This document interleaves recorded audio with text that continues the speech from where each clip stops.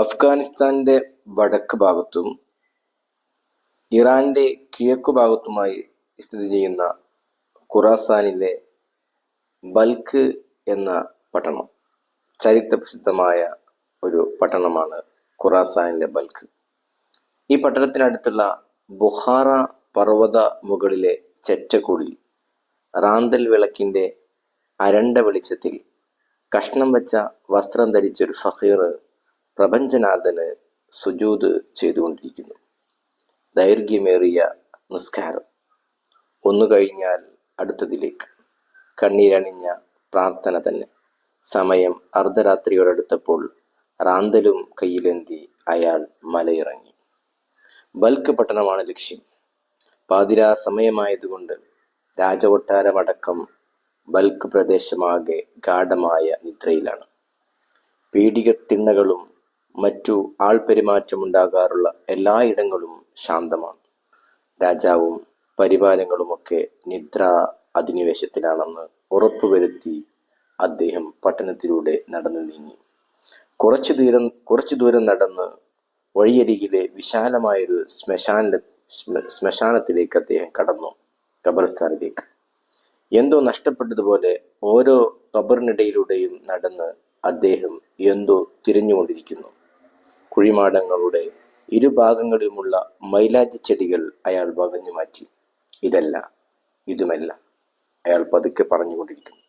ഓരോ ഖബറിന്റെ സമീപത്തെത്തുമ്പോഴും അദ്ദേഹം ഇങ്ങനെ പറയുന്നു, ഇതല്ല, ഇതുമല്ല.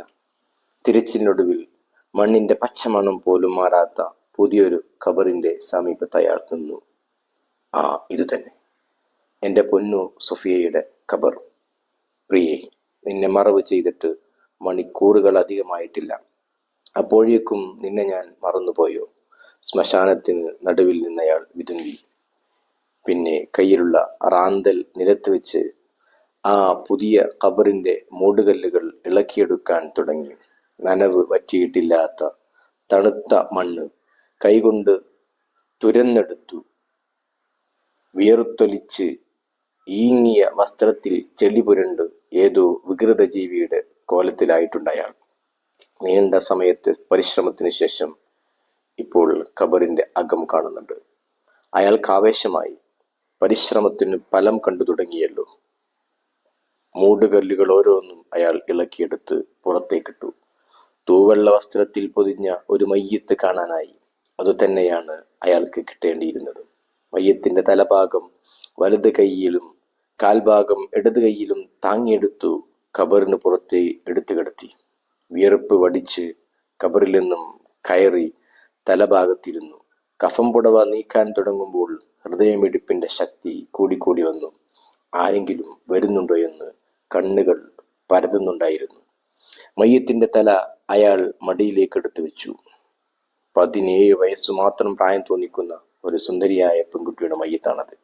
കണ്ണെടുക്കാതെ അയാൾ അവളുടെ മുഖത്തേക്ക് തന്നെ നോക്കിയിരുന്നു.